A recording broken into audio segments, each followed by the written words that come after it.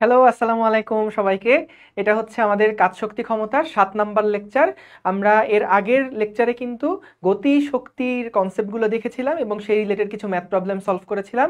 আজকের ক্লাসে আমরা আগের দিনের ক্লাসে দেওয়া যে হোমওয়ার্কগুলো ছিল সেগুলো আগে সলভ করব এবং তারপরে বিভব শক্তিতে চলে যাব। আজকে বিভব শক্তি রিলেটেড থিওরি পার্টটা আমরা কভার করব এবং বিভব শক্তির যে আসল ফিলগুলা সেইগুলো আমরা ইনশাল্লাহ আজকে আলোচনা করব। তো চলো তাহলে শুরু করা যাক। বিভব শক্তি রিলেটেড ম্যাথ প্রবলেমগুলা এবং সেগুলোর অ্যাপ্লিকেশন সেগুলো আমরা ইনশাল্লাহ নেক্সট ক্লাসে দেখব। আর একই সাথে আজকে কভার করব ইনশাল্লাহ আমাদের কাজ শক্তি উপপাদ্য এবং যান্ত্রিক শক্তির নিত্যতার থিওরি পার্ট। ঠিক আছে, আজকে মূলত পুরো ক্লাসটাই থিওরি বেসড। তো সবাই হচ্ছে একটু মনোযোগ দিয়ে খেয়াল করো, লক্ষ্য করো এবং যা কিছু লিখবো সেগুলো একটু খাতায় তুলে ফেলবা। চলো তাহলে আগের দিনের ক্লাসে দেওয়া যে হোমওয়ার্কগুলো সেইগুলো আগে আমরা একটু সলভ করে ফেলি। এটা হয়তো সবাই পারছো, তবুও আরেকবার দেখায় রাখি। সো দেখো, প্রথম যেই ম্যাথটা, ভূমি থেকে 10 কেজি ভরের একটা বস্তুকে আনুভূমিকের সাথে 30 ডিগ্রি কোণে 50 মিটার পার সেকেন্ড বেগে নিক্ষেপ করা হলো। 2 সেকেন্ড পরে বস্তুর গতিশক্তি নির্ণয় করো। খেয়াল করো, আমাদের এই যে প্রশ্নটা কিন্তু এমন না যে একটা বস্তু আছে, এইটাকে আমরা উপরের দিকে নিক্ষেপ করলাম, বস্তু তাইলে উপরে যেত, স্থির হয়ে যেত, আবার নিচের দিকে নামতো, গতিশক্তি বাড়তে থাকতো। কিন্তু এইবার আমাদের দেখো, যেই বেগটার কথা বলে দিছে সেটা কিন্তু আনুভূমিকের বরাবরও না, আনুভূমিকের সাথে 30 ডিগ্রি কোণে 50 মিটার পার সেকেন্ড একটা বেগ, 50 মিটার পার সেকেন্ড একটা বেগ। আনুভূমিকের সাথে এই কোণটা কত দেওয়া আছে? 30 ডিগ্রি কোণ দেওয়া আছে। বস্তুর যেই ভর, বস্তুর ভর বলে দেওয়া আছে 10 কেজি। আমাদেরকে জিজ্ঞাসা করছে যে 2 সেকেন্ড পরে আমাদের এই বস্তুটার গতিশক্তি কত হবে। এখন দেখো, যদি সোজা উপরের দিকে ছুঁড়ে মারতাম তাহলে কিন্তু 2 সেকেন্ড পরে তার বেগ কত সেটা আমরা v সমান সমান u মাইনাস জিটি দিয়ে করে ফেলতে পারতাম। বা বস্তুটা যদি সোজা এদিক বরাবর একটা ত্বরণ লাভ করত বা যদি সমবেগে চলতে থাকতো তাহলেও কিন্তু আমরা তার গতিশক্তি সহজে বের করে ফেলতে পারতাম। কিন্তু এখানে আমাদের যে বেগটা দেওয়া আছে সেটা কিন্তু সোজাসুজি এক্স অক্ষ বরাবরও না, আবার ওয়াই অক্ষ বরাবরও না, এই দুইটার মাঝামাঝি একটা দিকে কিন্তু তার বেগটা দেওয়া আছে। তাহলে এই ক্ষেত্রে আমরা যদি 2 সেকেন্ড পরে তার বেগ বের করতে চাই তাহলে আমাদের ওই একটা সূত্র প্রয়োগ করলে কিন্তু হবে না। যারা আগে গতিবিদ্যা অধ্যায় করে আসছো, প্রাসের কনসেপ্টগুলো যাদের করা আছে তারা আসলে আইডিয়াটা পাইছো। যাদের প্রাস করা নাই তাদের জন্যও কোনো অসুবিধা নাই, তোমরা জাস্ট এই ম্যাথটা কিভাবে করছে একটু ফলো করো। তাইলে দেখো, আমরা এখান থেকে কিন্তু এই দিকে যে আমরা বস্তুটাকে ছুঁড়ে মারছি, আমরা কি করব, আমাদের হিসাব সহজ করার জন্য চলো এই যে বেগটা দেওয়া আছে এই বেগটাকে আমরা দুইটা উপাংশে ভাগ করে ফেলি।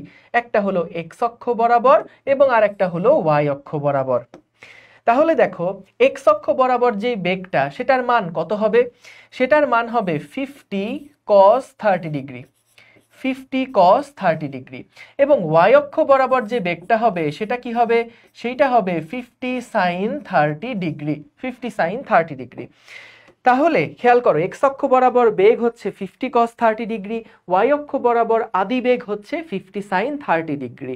কেন আদি বেগ বললাম? কারণ এইটা তো আদি বেগ ছিল, তাহলে এটা এক্স অক্ষ বরাবর আদি বেগ আর এইটা হচ্ছে আমাদের ওয়াই অক্ষ বরাবর আদি বেগ। তাহলে আমরা এই বেগটাকে এভাবে করে প্রকাশ করছি, আদি বেগ যেহেতু তাই ভি নট লিখলাম, কিন্তু এইটা কি এক্স অক্ষ বরাবর বেগ না, এই জন্য ভি নট এক্স লিখলাম। এইটা কি ওয়াই অক্ষ বরাবর বেগ, তো এটা তো আমাদের ওয়াই অক্ষ বরাবর আসলে আদি বেগ, এই জন্য ভি নট ওয়াই হিসেবে এটাকে লিখে ফেললাম। তাইলে দেখো, আমরা যেমন আগে এক্স অক্ষ বরাবর বেগ থাকলে 2 সেকেন্ড পরে বেগ কত হবে বের করতে পারতাম, ওয়াই অক্ষ বরাবর শুধু বেগ জানলে আমরা কিন্তু 2 সেকেন্ড পরে তার বেগ কত হবে সেটা বের করতে পারতাম। তাহলে আমরা এক্স্যাক্টলি ওই মেথডটাই এখন ফলো করব, যে আমার কাছে এখন একটা বেগ নাই, আমার কাছে এখন দুইটা বেগ আছে। একটা আছে এক্স অক্ষ বরাবর বেগ, আমি দেখব 2 সেকেন্ড পরে এক্স অক্ষ বরাবর বেগ কত হবে, এবং আমি দেখব 2 সেকেন্ড পরে আমার ওয়াই অক্ষ বরাবর বেগ কত হবে। তারপরে দুইটা বেগের লব্ধি করে ফেলবো। আমরা দেখো, একটা ফুটবলকে যখন এরকম কোনাকুনি ছুঁড়ে মারি তখন সেটাকে এইরকম একটা পথে গিয়ে আবার ভূমিতে ফেরত আসে না? তা এইরকম একটা পথে মনে করো এরকম র্যান্ডম একটা জায়গাতে সে আসে, এইভাবে করে যেতে যেতে যেতে যেতে এরকম একটা জায়গায় সে পৌঁছাবে। তাহলে আমরা 2 সেকেন্ড পরে বের করব যে তার এক্স অক্ষ বরাবর বেগটা কত এবং 2 সেকেন্ড পরে তার ওয়াই অক্ষ বরাবর বেগটা কত। আমরা যদি এটা জানতে পারি 2 সেকেন্ড পর এক্স অক্ষ বরাবর বেগ কত এবং 2 সেকেন্ড পর তার ওয়াই অক্ষ বরাবর বেগ কত, তাহলে কিন্তু দেখো এই দুইটা বেগ থেকে আমরা তাদের লব্ধির মান কত সেইটাও বের করে ফেলতে পারবো।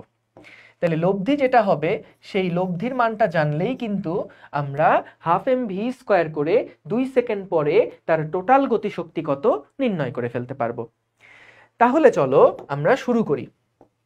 যে প্রথমে লক্ষ্য করো, প্রথমে আমরা দেখি 2 সেকেন্ড পরে 2 সেকেন্ড পরে 2 সেকেন্ড পরে এক্স অক্ষ বরাবর 2 সেকেন্ড পরে এক্স অক্ষ বরাবর বেগ কত। 2 সেকেন্ড পরে এক্স অক্ষ বরাবর বেগ vx সমান সমান v naught x plus n a x into t. কি করলাম, v সমান সমান ইউ প্লাস এটি লিখলাম। সবার এক্স অক্ষ বরাবর সবগুলো ভেক্টর থাকতে হবে। এখন দেখো আমাদের এক্স অক্ষ বরাবর কি কোনো ত্বরণ আছে? নাই। তাহলে আমরা লিখতে পারি এক্স অক্ষ বরাবর যেই বেগটা সেটা হবে v নট এক্স এরই সমান, অর্থাৎ সেটা হলো 50 cos 30 ডিগ্রির সমান, 50 cos 30 ডিগ্রি এর সমান, অর্থাৎ 25√3 যেহেতু, তাহলে 25√3 এটা হলো আমাদের এক্স অক্ষ বরাবর শেষ বেগ। এখন বলো তো আমরা 2 সেকেন্ড পরে ওয়াই অক্ষ বরাবর যদি বেগ বের করতে চাই সেটা কত হবে? 2 সেকেন্ড পরে ওয়াই অক্ষ বরাবর বেগ কত হবে? 2 সেকেন্ড পরে ওয়াই অক্ষ বরাবর বেগ কত হবে? দেখো ওয়াই অক্ষ বরাবর শেষ বেগ সমান সমান ওয়াই অক্ষ বরাবর আদি বেগ প্লাস ওয়াই অক্ষ বরাবর ত্বরণ ইন্টু টি। ওয়াই অক্ষ বরাবর শেষ বেগ সমান সমান ওয়াই অক্ষ বরাবর আদি বেগ প্লাস ওয়াই অক্ষ বরাবর ত্বরণ ইন্টু টি। বলো তো বস্তুকে যখন তুমি ছুঁড়ে মারছো তখন কি ওয়াই অক্ষ বরাবর একটা ত্বরণ ছিল না? ওয়াই অক্ষ বরাবর ত্বরণ কোনটা ছিল? নিচের দিকে জি ছিল। তাহলে আমরা ওয়াই অক্ষ বরাবর শেষ বেগ বের করার জন্য ওয়াই অক্ষ বরাবর যে আদিবেগ ছিল এই যে 50 sin 30 ডিগ্রি মানে 50 ইন্টু হাফ প্লাস মাইনাস কি লিখবো জি ইন্টু 2 সেকেন্ড পরে যেই বেগ হবে সেটা। তাহলে এখান থেকে যদি আমরা ভি ওয়াই এর মানটা হিসাব করি তাহলে কত আসে একটু দেখে ফেলি। 25 মাইনাস 9.8 ইন্টু 2 বা 19.6, 5.4 metre per second, 5.4 metre per second.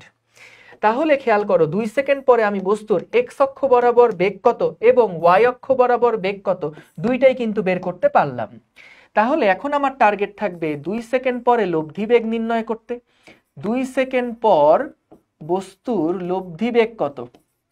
2 second পর বস্তুর লব্ধি বেগ, 2 সেকেন্ড পর বস্তুর লব্ধি বেগ কত হবে? v সমান সমান হবে square root of vx square plus vy square.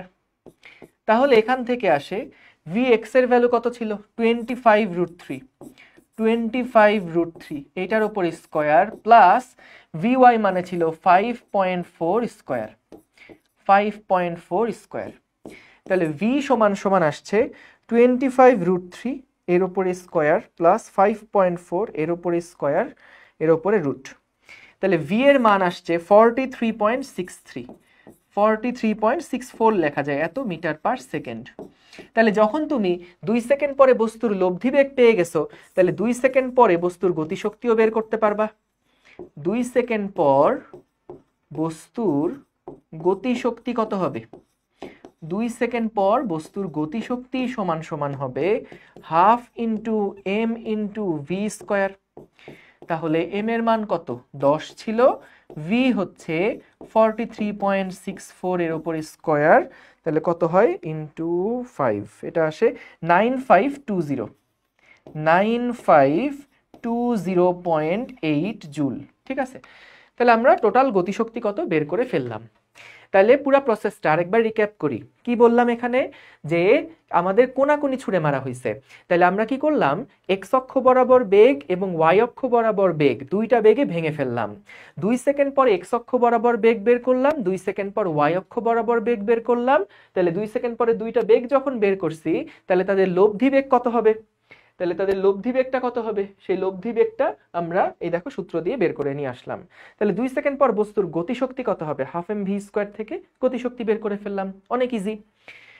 দেখো যারা প্রাস আগে করছো তাদের জন্য তো এটা একদম ইজি, কিন্তু যারা আগে প্রাস করো নাই তারাও আশা করি এটা বুঝতে পারছো। খেয়াল করে দেখো একটা জিনিস, এক্স অক্ষ বরাবর কিন্তু কোনো ত্বরণ ছিল না, জি এর কোনো ইফেক্ট কিন্তু এক্স অক্ষ বরাবর নাই, জি এর কোনো প্রভাব কিন্তু এক্স অক্ষ বরাবর নাই।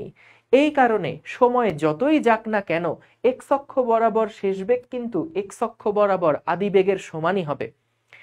কিন্তু ওয়াই অক্ষ বরাবর যেহেতু ত্বরণ আছে তাই ওয়াই অক্ষ বরাবর বেগের একটা পরিবর্তন হলো। তাহলে যখন আমরা 2 সেকেন্ড পরে লব্ধি বেগটা বের করছি তখন পরিবর্তনটা শুধু ওয়াই এ হবে এবং সেই অনুযায়ী আমরা লব্ধি বেগ বের করব এবং তারপরে গতিশক্তিটা বের করে ফেলবো। সো আশা করি সবাই এটা বুঝতে পেরেছো। ওকে, চলো এবার পরের প্রবলেমটায় চলে যাই।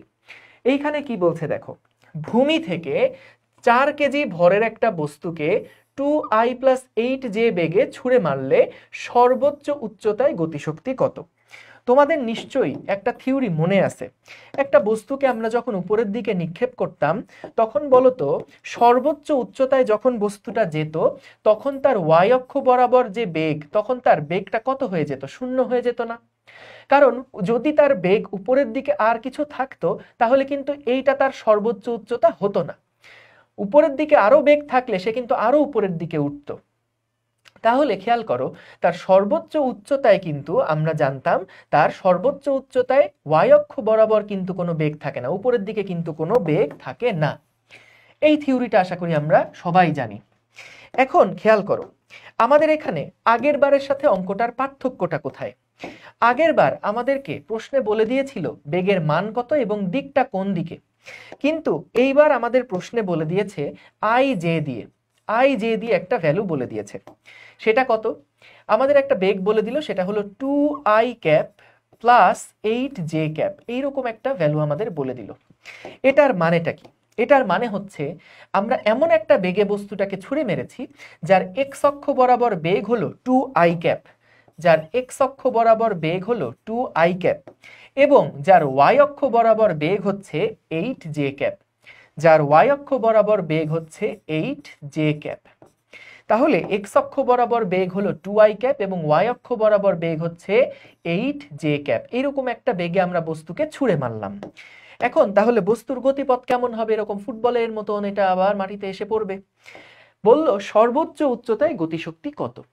আমরা একটু আগের ম্যাথে কি দেখলাম, এক্স অক্ষ বরাবর যেই বেগটা থাকে, এক্স অক্ষ বরাবর বেগের কি কোনো পরিবর্তন হয়? হয় না।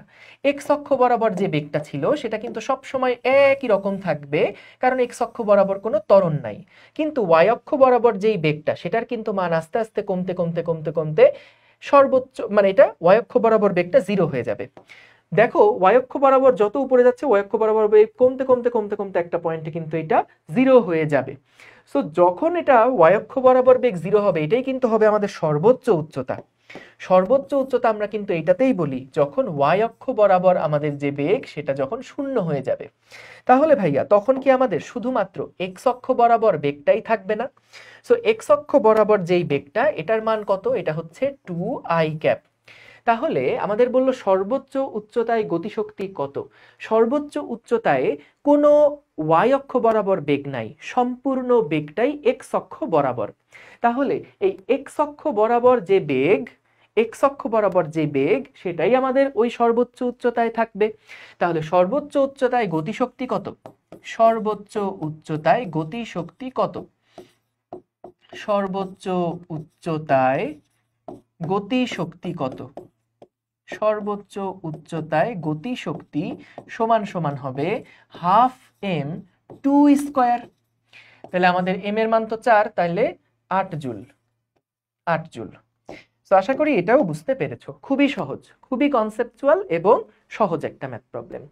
পরেরটাতে যাই। দেখো এখানে কি বললো, ভূমি থেকে একটা 4 কেজি ভরের বস্তুকে আমরা এত বেগে, এই দেখো এত বেগে ছুঁড়ে মারলাম, আগের অঙ্কটার মতনই, কিন্তু এবার বললো যে 1 সেকেন্ড পরে গতিশক্তি কত হবে নির্ণয় করো। তাহলে খেয়াল করো 1 সেকেন্ড পরে গতিশক্তি কত এটা বের করতে বললো। আমরা যদি একটু লক্ষ্য করি আমাদের কত বেগে বস্তুটাকে ছুঁড়ে মারা হয়েছে, 2i+8j। 2i cap plus 8j cap, এত বেগে বস্তুকে আমরা ছুঁড়ে মেরেছি। এক্স অক্ষ বরাবর যেই বেগটা সেটা হচ্ছে 2i ক্যাপ, এবং ওয়াই অক্ষ বরাবর যেই বেগটা এইটা কত, ওয়াই অক্ষ বরাবর যেই বেগটা এইটা হচ্ছে 8j ক্যাপ, 8j ক্যাপ। এখন আমাদের বলল 1 সেকেন্ড পরে বস্তুটার গতিশক্তি নির্ণয় করতে। তাহলে আমরা দেখো তো একদম প্রথম ম্যাথটার মতন, কিন্তু যে এক্স অক্ষ বরাবর ভাইয়া আদিবেগ কত, 2, যেই 2 মিটার পার সেকেন্ড এক্স অক্ষ বরাবর বেগ আছে এটাই কিন্তু আমাদের এক্স অক্ষ বরাবর 1 সেকেন্ড পরের বেগ একই রকম হবে।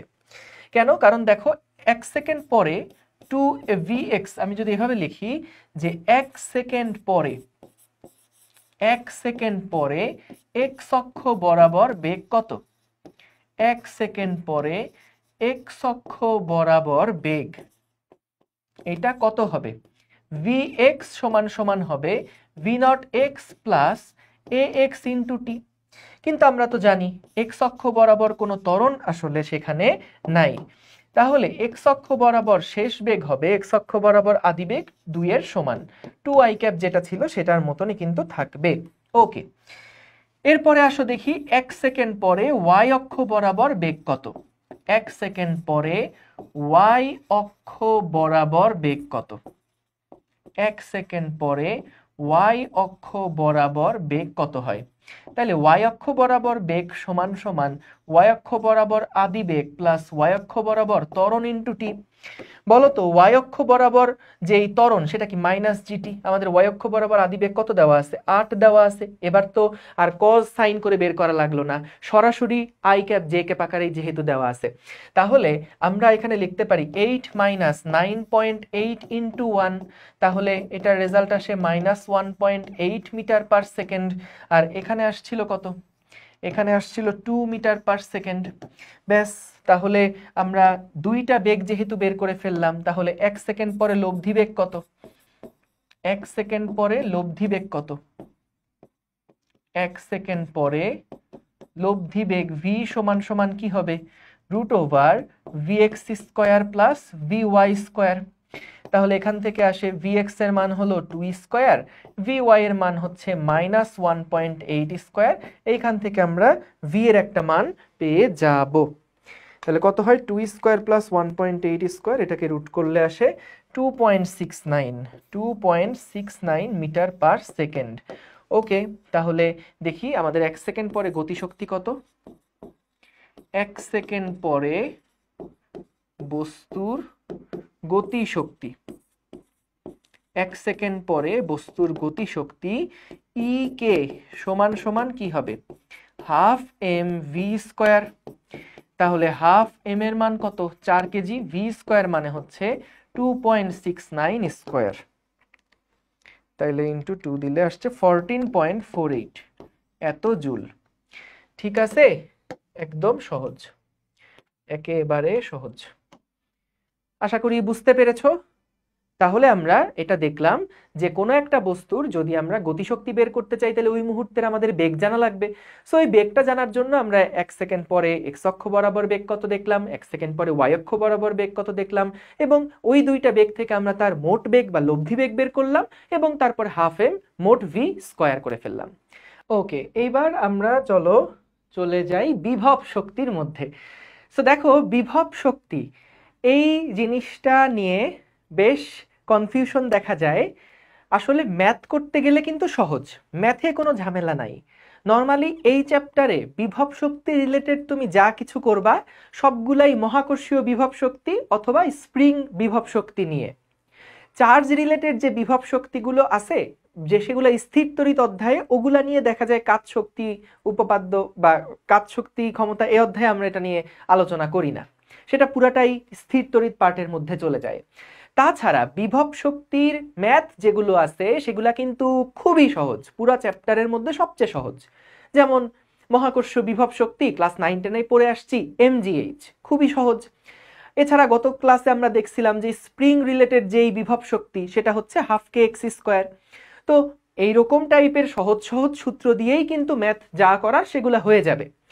কিন্তু আমরা আসলে এর একদম একটু ডিপ ডাইভ করতে চাই যে বিভব শক্তি আসলে মেইন ফিলটা কি, এটা আসলে বলতে কি বোঝায়, এর মানেটা কি, এটা নিয়ে আমরা চলো একটু আলোচনা করি। আবারও বলছি, আলোচনা দেখে কিন্তু মনে করো না টপিকটা কঠিন, কারণ যেহেতু বললাম ডিপ ডাইভে যাব, তাই এটা যদি কারো কাছে বেশি কঠিন মনে হয় তাহলে বলবো কয়েকবার একটু লেকচারটা দেখো, তাহলে সহজ লাগবে। কিন্তু পরীক্ষার জন্য যা লাগবে বা আমাদের ধরো সূত্র দিয়ে ম্যাথ করার জন্য যা লাগবে ওইগুলো একেবারে সহজ, ওইগুলা নিয়ে কোনো টেনশন করার কিচ্ছু নাই। তাইলে চলো আমরা আস্তে আস্তে বিভব শক্তির পার্টটার মধ্যে প্রবেশ করি। দেখো, বিভব শক্তি নিয়ে শুরুতে যে সংজ্ঞাটা দিল, কোন বস্তু তার বিশেষ অবস্থান বা আকৃতির কারণে কাজ করার যে সামর্থ্য লাভ করে তাকে বিভব শক্তি বলে। সংজ্ঞাটা খুবই সহজ। যেমন দুইটা কেসের কথা বললো, একটা বিশেষ অবস্থানের কারণে যে কাজ করার সামর্থ্য এবং আকৃতির কারণে যে কাজ করার সামর্থ্য। দুইটা এক্সাম্পলই দিয়ে দেই। যে একটা মনে করো আমাদের সারফেস থেকে কোনো একটা বস্তুকে আমরা যদি একটা নির্দিষ্ট উচ্চতায় তুলি, সারফেস থেকে কোনো একটা বস্তুকে যদি আমরা নির্দিষ্ট উচ্চতায় তুলি, কত উচ্চতা? এইচ উচ্চতা, তাহলে বলো তো এই অবস্থান পরিবর্তনের জন্য এই বস্তুটার মধ্যে একটা বিভব শক্তি জমা হয়েছে না? তাহলে এটা হলো সেই উদাহরণটা যে অবস্থার পরিবর্তনের জন্য বা বিশেষ অবস্থানের কারণে বস্তু কাজ করার যে সামর্থ্য লাভ করে তাকে বিভব শক্তি বলে। ভাইয়া এটা তো উপরে উঠালাম, কাজ করার সামর্থ্য কোথায়? তুমি এটাকে ছেড়ে দাও, বস্তুটা কিন্তু নিচের দিকে একা একা পড়ে যাবে। তাহলে তার কাজ করার একটা সামর্থ্য কিন্তু আছে, নিচের দিকের পড়ার একটা সামর্থ্য আছে। এই জন্যই আমরা বলছি যে যে সামর্থ্যটা আছে ওইটাই কিন্তু তার মধ্যে জমা আছে, এটাই হলো তার বিভব শক্তি। এছাড়া আকৃতির পরিবর্তনের জন্য তার মধ্যে বিভব শক্তি যে জমা হয় সেইটা কিভাবে, এটা যদি আমরা একটু দেখি। আকৃতির পরিবর্তনের কারণে যে বিভব শক্তি, মনে করো এখানে একটা স্প্রিং রাখা আছে, এই স্প্রিংটার সাথে আমরা একটা বস্তুকে যুক্ত করে দিলাম। তো এই বস্তুটাকে যখন আমরা ধরো স্প্রিং সহ বস্তুটাকে যখন আমরা সংকুচিত করে দিব, তখন বলতো আমরা কি স্প্রিং এর আকৃতিটা পরিবর্তন করে ফেললাম না? স্প্রিংটাকে কি আমরা আগের থেকে একটু সংকুচিত করে ফেললাম না? এই সংকুচিত করার জন্য কিন্তু এই বস্তুটার মধ্যে একটা শক্তি জমা হইছে, এই বস্তুটার একটা কাজ করার সামর্থ্য হইছে। তুমি ছেড়ে দাও তাইলেই বুঝবা, যখন ছেড়ে দিচ্ছ তখন এটা ঠাসাই করে কিন্তু সামনের দিকে আগায় যাবে, তার কাজ করার একটা সামর্থ্য কিন্তু আমরা এখান থেকে দেখতে পাই। তাহলে কি দাঁড়ালো? যে কোনো বস্তু তার অবস্থানের পরিবর্তনের কারণে বা আকৃতিগত পরিবর্তনের কারণে কাজ করার যে সামর্থ্য লাভ করে সেইটাকে আমরা বলি তার বিভব শক্তি। এইটা গেল ক্লাস 9-10 টাইপের সংজ্ঞা। আমরা যেহেতু লাস্ট ক্লাসে সংরক্ষণশীল বল, অসংরক্ষণশীল বল এই টাইপের জিনিসগুলো দেখেছিলাম, চলো আমরা সেই কনসেপ্টটাকে ইউজ করে বিভব শক্তির একটা সুন্দর ডেফিনেশন দেই। সেই ডেফিনেশনটা একদম লাস্টের দিকে আছে, তার আগে আমরা ওই সংরক্ষণশীল বল অসংরক্ষণশীল বল দিয়ে যেই ম্যাথমেটিক্যাল প্রকাশটা সেইটা আগে একটু দেখব। যেমন দেখো, এই বিভব শক্তির গাণিতিক প্রকাশটা কেমন হবে তোমাদেরকে একটু আগের ক্লাসটা মনে করাই দেই। সংরক্ষণশীল বল কোনগুলা ছিল? দেখো, সংরক্ষণশীল বল কিন্তু ছিল মহাকর্ষ বল, স্প্রিং বল, তারপরে হচ্ছে স্থির বৈদ্যুতিক বল, এগুলা হচ্ছে আমাদের সংরক্ষণশীল বল ছিল। এই বলগুলার স্পেশালিটি কি ছিল? এই বলগুলার স্পেশালিটি ছিল যে এই বলগুলো দ্বারা কৃত কাজ শুধুমাত্র আদিবিন্দু আর শেষ বিন্দুর উপর নির্ভর করে। আমরা কখনোই কোন পথ দিয়ে বস্তুটাকে সরানো হলো তার উপরে কৃতকাজ নির্ভর করে না, সংরক্ষণশীল বল দ্বারা কৃতকাজ নির্ভর করে না। যেমন মহাকর্ষ বলের কথাই মনে করে দেখো, একটা বস্তুকে যখন তুমি একটা আঁকা বাঁকা পথে উপরের দিকে উঠাবা, তোমার কিন্তু কোন পথে উঠালা সেটা কিন্তু মহাকর্ষ বল দ্বারা কৃতকাজ বের করার জন্য প্রয়োজন নাই। আমার লাগবে আদিবিন্দু এবং শেষ বিন্দু, এদের মধ্যবর্তী যেই দূরত্ব সেটা, তাহলেই কিন্তু আমি মহাকর্ষ বল দ্বারা কৃতকাজ কত বের করে ফেলতে পারতাম। সো তাহলে এই ধরনের বলগুলা ছিল সংরক্ষণশীল বল। আর অসংরক্ষণশীল বল কোনগুলা ছিল? অসংরক্ষণশীল বল ছিল ঘর্ষণ বল, বাতাসের বাধা, সান্দ্রতা বল, এইগুলা। সো এগুলার কাজটা কি, এগুলার পার্থক্যটা কি ছিল, স্পেশালিটি কি ছিল? এই ধরনের বলগুলো দেখা যেত, এই ধরনের বলগুলা দ্বারা কৃত কাজ পথের উপর নির্ভরশীল ছিল। যে যদি আমরা একটা আঁকাবাঁকা পথে নিয়ে যাই, অনেক বেশি দূরত্ব অতিক্রম করাই, তাহলে ঘর্ষণ বল দ্বারা কৃত কাজ বেশি হবে, আর যদি একটা কম পথে নিয়ে যাই তাহলে ঘর্ষণ বল দ্বারা কৃত কাজ কম হবে। অর্থাৎ সংরক্ষণশীল বলটা কিন্তু আমরা দেখেছিলাম যে শুধুমাত্র আদিবিন্দু আর শেষ বিন্দুর উপর নির্ভর করে, এবং আরেকটা স্পেশালিটি ছিল সংরক্ষণশীল বলের, সেটা কি, যে একটা বস্তুকে যখন আমরা ঘুরায় আবার আগের জায়গাতে নিয়ে আসব তখন সংরক্ষণশীল বল দ্বারা কৃত কাজ কিন্তু শূন্য হতো। যেমন একটা বস্তুকে তুমি উপরের দিকে এই উচ্চতা তুললা, তাহলে মহাকর্ষ বল দ্বারা কৃত কাজ যা হবে, যদি বস্তুকে আবার আগের বিন্দুতে নিয়ে আসো তাহলে মহাকর্ষ বল দ্বারা কৃত কাজ যা হবে, দুইটাকে যদি যোগ করো, যে উপরে উঠানোর কাজ প্লাস নিচে উঠানোর কাজ করলে কিন্তু, দুইটা যোগ করলে কিন্তু সমান একদম জিরো পাবা। দুইটা যোগ করলে কি পাবা? জিরো পাবা। উপরে উঠালে মাইনাস mgh, নিচে নামালে প্লাস mgh। তাহলে মহাকর্ষ বল দ্বারা কৃত যে মোট কাজ সেটা কি হচ্ছে? জিরো হচ্ছে। কখন? যখন তুমি পুরাটা ঘুরে আবার আগের জায়গাতে আসছো। তাহলে এই ধরনের বলগুলো ছিল আমাদের সংরক্ষণশীল বলের উদাহরণ। এখন একটা জিনিস তোমাকে আমি বলি যে বিভব শক্তির গাণিতিক প্রকাশটা কি। মনে করো আমাদের এখানে একটা সংরক্ষণশীল ক্ষেত্র আছে। আমি বলে রাখি একটা কথা, যে বিভব শক্তি শুধুমাত্র, এটা খাতায় লিখে রাখো, বিভব শক্তি কেবলমাত্র সংরক্ষণশীল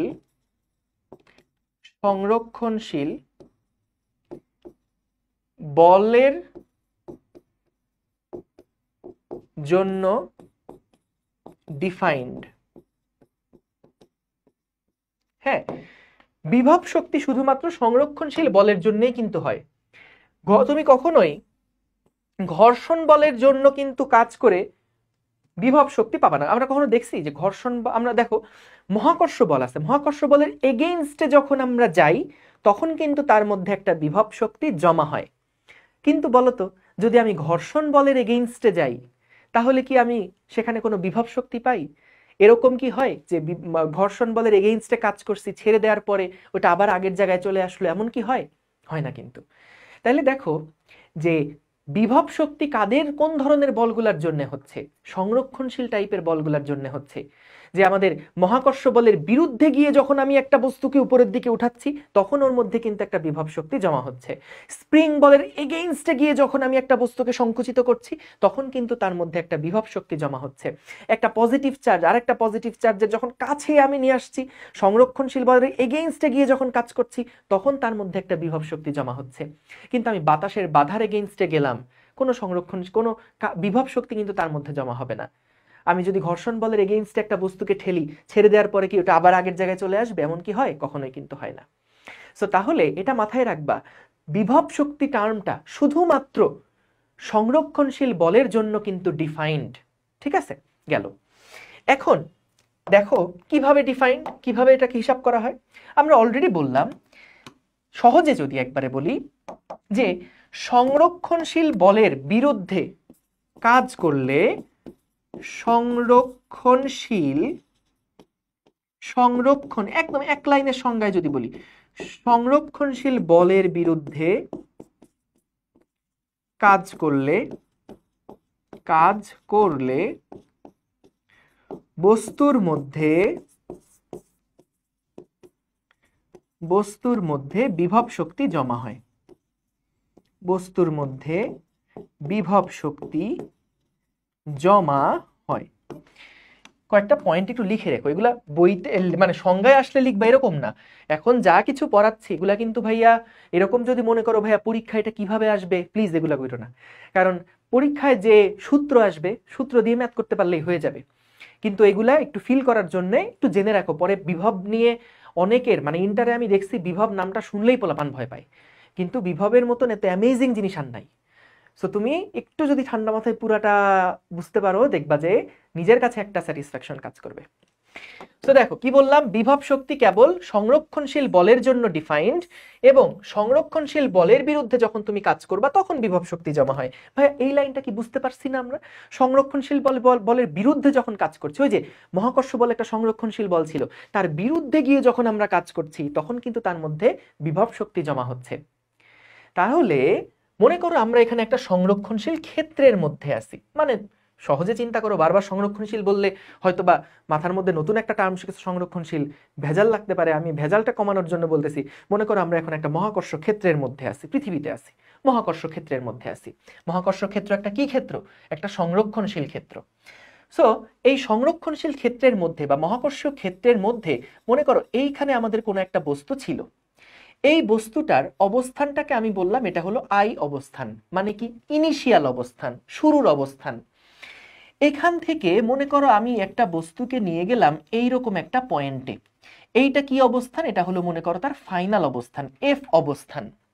তাহলে ভাইয়া এই ইনিশিয়াল অবস্থান থেকে আমি যখন একটা বস্তুকে তুলে নিয়ে গেলাম ওই ফাইনাল অবস্থানে, ইনিশিয়াল থেকে আমরা একটা বস্তুকে যখন ফাইনাল অবস্থানে নিয়ে গেলাম, আমি জানতে চাই যে এইটার ক্ষেত্রে বস্তুটার মধ্যে বিভব শক্তি কতটুকু জমা হয়েছে। কি করতে চাই? কোনো একটা বস্তুকে আমি এরকম একটা মহাকর্ষ ক্ষেত্রের মধ্যে থেকে একটা বিন্দু থেকে আর একটা বিন্দুতে নিয়ে গেলাম। আমি জানতে চাই বস্তুর মধ্যে বিভব শক্তির পরিবর্তন কতটুকু হয়েছে। তাইলে ভাইয়া দেখো, বিভব শক্তির যে পরিবর্তনটা হবে ডেল্টা ভি, সেটা সমান সমান কি হবে? সেটা হবে ফাইনাল অবস্থান মাইনাস ইনিশিয়াল অবস্থান। কি বললাম? বিভবের পরিবর্তন। যে কোনো কিছুর, দুনিয়ায় যত রকম পরিবর্তন দেখবা সব কিছুর পরিবর্তন কিন্তু ফাইনাল মাইনাস ইনিশিয়াল। তাহলে এখানে ডেল্টা ভি সমান সমান কি হবে? Final potential minus initial potential. যে তুমি এখান থেকে যখন এই বিন্দুতে গেলা, তুমি বের করতে চাও যে বস্তুর মধ্যে কতটুকু বিভব শক্তি জমা হয়েছে। তাহলে যতটুকু বিভব শক্তি জমা হয়েছে এটা সমান সমান হবে final V minus initial V. এখন ভাইয়া এই final V minus initial V মানে এটা কিভাবে আমরা বের করব জানো? আমরা দেখব যে ইনিশিয়াল থেকে ফাইনাল অবস্থানে নিতে আমাদের সংরক্ষণশীল বলটা দ্বারা কৃতকাজ কতটুকু হয়েছে। সংরক্ষণশীল বল, এর সি মানে কি? কনজারভেটিভ, সংরক্ষণশীল। সো সংরক্ষণশীল বল দ্বারা কৃতকাজটা কতটুকু হয়েছে, যতটুকু হবে তার বিপরীত কাজটা, তার এগেইনস্টে যে কাজটা, সেইটাই হচ্ছে দুইটা বিন্দুর মধ্যে বিভবের পার্থক্য। আবার দেখো, এখান থেকে আসো, সংরক্ষণশীল বলের বিরুদ্ধে কাজ করলে বস্তুর মধ্যে বিভব শক্তি জমা হয়। তাহলে আমরা যখন এই বিন্দু থেকে এই বিন্দুতে গেলাম, বস্তুর মধ্যে কতটুকু বিভব শক্তি জমা হয়েছে কিভাবে বের করব? বের করব হচ্ছে দেখব আই থেকে এফে যেতে সংরক্ষণশীল বল দ্বারা কাজ কতটুকু হয়েছে। সংরক্ষণশীল বল দ্বারা কাজের উল্টাটাই হচ্ছে আমাদের, উল্টা বা মাইনাসটাই হচ্ছে আমাদের দুইটা পয়েন্টের মধ্যে বিভব শক্তি। বুঝতে পারছো? এখন তাইলে দেখো, আমরা যখন কোনো একটা বিভবের সাথে আমি একটা অ্যানালজি দেই দূরত্বের, বলতো তোমাকে যদি কেউ জিজ্ঞাসা করে যে আচ্ছা এই বিন্দুটার দূরত্ব কত বলতো, তুমি কি আসলে এটার কখনো উত্তর দিতে পারবা যদি তোমাকে বলেই না দেয় যে কোন বিন্দু থেকে দূরত্ব চাইছি, এই বিন্দুর দূরত্ব কত? দেখো এই বিন্দুর দূরত্ব, এটা একটা ফালতু প্রশ্ন, এই প্রশ্ন হয়ই নাই। কারণ এই বিন্দুর দূরত্ব এই পয়েন্ট থেকে একরকম, এই পাশ থেকে একরকম, এই পাশ থেকে একরকম, এই পাশ থেকে একরকম। এই বিন্দুর দূরত্ব বলে কিন্তু কোনো শব্দ হয় না। কিন্তু তোমাকে যদি আমি আরেকটা পয়েন্ট দিয়ে বলি আচ্ছা ঠিক আছে এই বিন্দুটা থেকে এই বিন্দুটার দূরত্ব নির্ণয় করো তো, তখন কিন্তু তুমি বলতে পারবা ঠিক আছে এইটা দূরত্ব হলো এতটুকু। দূরত্ব জিনিসটা যেমন একটা বিন্দুর হয় না, দুইটা বিন্দু লাগে দূরত্ব বের করতে, ঠিক একইভাবে আমরা যখন বিভব বের করব, কোনো একটা বিন্দুর বিভব বলতে কিন্তু আসলে কিছু হয় না। সবসময় দুইটা বিন্দুর বিভবের পার্থক্য বের করা যায়। আমরা সবসময় দেখো ইনিশিয়াল এবং ফাইনাল এই দুইটা বিন্দুর বিভবের পার্থক্য বের করতে পারবো। আমরা কখনোই এই বিন্দুর বিভব কত সেটা জীবনেও বের করতে পারবো না। এখন তোমরা আমাকে এই জায়গাতে এসে ধরবা, তোমরা বলবা কেন ভাইয়া, আমরা তো মহাকর্ষ অধ্যায়টা পড়ছি, সেইখানে তো আমরা দেখছিলাম আমাদেরকে বলে যে এইটা ধরেন পৃথিবী, এই এ বিন্দুর বিভব নির্ণয় করো, অথবা ভূপৃষ্ঠের এই বিন্দুটার বিভব নির্ণয় করো। তাহলে তো ভাই আমরা একটা বিন্দুর বিভব তো বের করা শিখছি। এই প্রশ্নের উত্তরে আমি আসব। এইখানেও একটা মজার ব্যাপার আছে। সো তাইলে আপাতত আমরা যেটা মাথায় নিলাম সেটা হচ্ছে যে দূরত্ব যেমন একটা বিন্দুর দূরত্ব বের করা যায় না, ঠিক তেমনি একটা বিন্দুর অ্যাবসলিউট বিভব বলে কিছু নাই। সবসময় দুইটা বিন্দুর বিভবের পার্থক্য আমরা বের করতে পারি। এবং এই পার্থক্য বের করতে হয় কিভাবে? যে আমি জানতে চাই ইনিশিয়াল থেকে আমি যদি ফাইনাল পয়েন্টে যাই তাইলে বিভব শক্তি কতটুকু জমা হবে। এই জমা হওয়া মানে হলো ফাইনাল এখানের যে বিভব মাইনাস এখানকার যে বিভব, মানে দুইটা পয়েন্টের বিভবের পার্থক্য আমরা বের করতে পারি। বললামই তো দুইটা পয়েন্টের বিভবের পার্থক্যটা বের করা যায়, কখনো একটা পয়েন্টের বিভব বের করা যায় না। তাহলে বিভবের পার্থক্যটা যেটা হবে সেটা কি ফাইনাল পয়েন্টেরটা থেকে মাইনাস ইনিশিয়ালটা বাদ দিব। এখন এই পার্থক্যটা সমান সমান হচ্ছে বের করার জন্য আমরা কি করব? এই বিভবের পার্থক্যটা বের করার জন্য আমরা যেটা করব, সব সময় দেখব ইনিশিয়াল থেকে ফাইনাল পয়েন্টে যেতে আমাদের মহাকর্ষ বলের বিরুদ্ধে কতটুকু কাজ হয়েছে। এটা যদি তোমার চিন্তা করতে কষ্ট হয় যে ভাই মহাকর্ষ বলের বিরুদ্ধে কাজ এটা কেমনে বের করবো, তাইলে একটা সহজ বুদ্ধি শিখাই দেই। তুমি করবা কি, আই থেকে এফ এ যেতে দেখবা মহাকর্ষ বল দ্বারা কাজ কত, আগে WC-টা বের করবা, মহাকর্ষ বল দ্বারা কাজ কত। তারপরে যেহেতু আমাদের এটা তো বিভব না, বিভব কোনটা? মহাকর্ষ বলের বিরুদ্ধে কত কাজ হয়েছে সেইটা হলো বিভব। তাহলে মহাকর্ষ বলের বিরুদ্ধে বের করার জন্য সামনে একটা মাইনাস দিয়ে দিবা। মহাকর্ষ বল দ্বারা কৃত কাজ বের করব, যা হবে তার সামনে একটা মাইনাস দিয়ে দিলেই হবে যে দুইটা বিন্দুর মধ্যে বিভবের পার্থক্য কত, বা আই থেকে যখন এফে গেলাম তখন বিভব শক্তি জমা হয়েছে কতটুকু। ঠিক আছে, তাইলে দুইটা পয়েন্টের বিভবের পার্থক্য ডেল্টা ভি সমান V final minus V initial সমান সমান মাইনাস WC। এখন চলো তাহলে আমরা মহাকর্ষের বিভব শক্তি কিভাবে করে নির্ণয় করব সেইটা একবার একটু দেখে আসি। তার আগে কিছু বেসিক সূত্র তোমাদের আগে বলে যাই। যেমন এটা যদি আমাদের m ভরের একটা বস্তু হয় এবং এখান থেকে যদি আমরা r দূরত্বে কোনো একটা বস্তু থাকে m ভরের, তাহলে বলো তো এই দুইটা বস্তুর মধ্যে মহাকর্ষীয় যেই আকর্ষণ বলের সূত্র ছিল সেটা কি ছিল? G into capital M into small m divided by r square, এই সূত্র ছিল। বলো তো যদি আমি এই ভরের বস্তুটাকে এই জায়গাতে নিয়ে আসি তাহলে কি আমাদের মহাকর্ষ বল এর মান একই রকম থাকবে? না, যেহেতু দূরত্ব পাল্টায় গেছে তাহলে মহাকর্ষ বা আকর্ষণ বল যেটা সেটার মানও কিন্তু এখন পরিবর্তন হয়ে যাবে। অর্থাৎ এখানে যেরকম আকর্ষণ হতো এখানে তার থেকে কম বলে আকর্ষিত হবে, তাই তো? তাহলে আমরা চলো এখন এই সূত্রটা যেহেতু জেনে গেছি, আমরা এখন বের করতে চাই কি যে দুইটা বিন্দুর মধ্যে মহাকর্ষীয় বিভব পার্থক্য কত। আমরা কি বের করতে চাই? দুইটা বিন্দুর মধ্যে মহাকর্ষীয় বিভব পার্থক্য কত। চলো তাহলে শুরু করি। তো মনে করো আমাদের কাছে একটা মহাকর্ষীয় বস্তু রাখা আছে, একটা বস্তু রাখা আছে। কেমন? এই যে বস্তুটা আছে বস্তুটার ভর আমি বলে দিলাম এটার ভর m। আমরা এই বস্তুটা থেকে ঠিক a দূরত্বে বা ধরো r a দূরত্বে, আর এ দূরত্ব না, ধরো আর ইনিশিয়াল দূরত্বে কোথায় ছিলাম? আর ইনিশিয়াল দূরত্বে মনে করো আমরা এইরকম একটা পয়েন্টে ছিলাম। এই পয়েন্টটার নাম আমি দিলাম এ বিন্দু, বা এ বিন্দু না, এই পয়েন্টটার নাম আমি দিলাম ইনিশিয়াল বিন্দু। ঠিক আছে, এই ইনিশিয়াল বিন্দু থেকে আমার ইচ্ছা হলো আমি একটু দূরে যাব, একটু দূরে যাব। কোথায় আসলাম?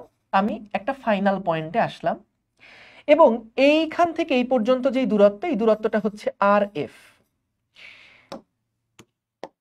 এখানে যে বস্তুটাকে ধরে আমি আই পয়েন্ট থেকে এফ পয়েন্টে গেলাম, আই মানে ইনিশিয়াল, এফ মানে ফাইনাল। আমি যখন এম ভরের বস্তুটা থেকে এই বস্তুটা থেকে আই দূরত্ব থেকে এফ দূরত্বে আসলাম, আমি কোন ভরটাকে নিয়ে নাড়াচাড়া করছি? মনে করো 1 কেজি ভরের একটা বস্তুকে ধরে আমরা ইনিশিয়াল পয়েন্ট থেকে ফাইনাল পয়েন্টে গেছি। এখন আমরা বের করতে চাই এই মুভমেন্টটার জন্য বস্তুটার মধ্যে বিভব শক্তির পার্থক্য কত হয়েছে, বস্তুটার মধ্যে বিভব শক্তি জমা কতটুকু হয়েছে। তাহলে বিভব শক্তির যে জমা, যতটুকু বিভব শক্তি এখানে জমা হয়েছে সেটা সমান সমান কি লিখতে পারবো? যে ফাইনাল পয়েন্টের বিভব শক্তি থেকে ইনিশিয়াল পয়েন্টের বিভব শক্তিটাকে বাদ দাও। তোমার মনে একটা প্রশ্ন এখন আছে যে ভাই আপনি তো একটু আগেই বললেন যে একটা পয়েন্টের বিভব বের করা যায় না, তাহলে এখানে আপনি ফাইনাল বিভব কেমনে বের করলেন, ইনিশিয়াল বিভব কেমনে বের করলেন? দেখো আমি কিন্তু এখানকার ভ্যালু বসাচ্ছি না কিছু, এটা জাস্ট রিপ্রেজেন্ট করছে যে ডেল্টা ভি মানে এই পয়েন্টের বিভব থেকে এই পয়েন্টের বিভব বাদ দিব, বা দুইটার মধ্যে পার্থক্য যে নেওয়া লাগবে পার্থক্যটাই আমি এটা দিয়ে বোঝাচ্ছি। ঠিক আছে, একটু পরে দেখাবো যে কিভাবে অ্যাবসলিউটটাও বের করা যায় বা আমরা অ্যাবসলিউট আসলে কিভাবে ধরে নিই সেগুলোও বলবো, চিন্তা করো না। তাহলে ডেল্টা ভি সমান সমান দুইটা পয়েন্টের মধ্যে বিভবের পার্থক্য, V final minus V initial. বলতো এই বিভব পার্থক্য আমরা কেমনে বের করব?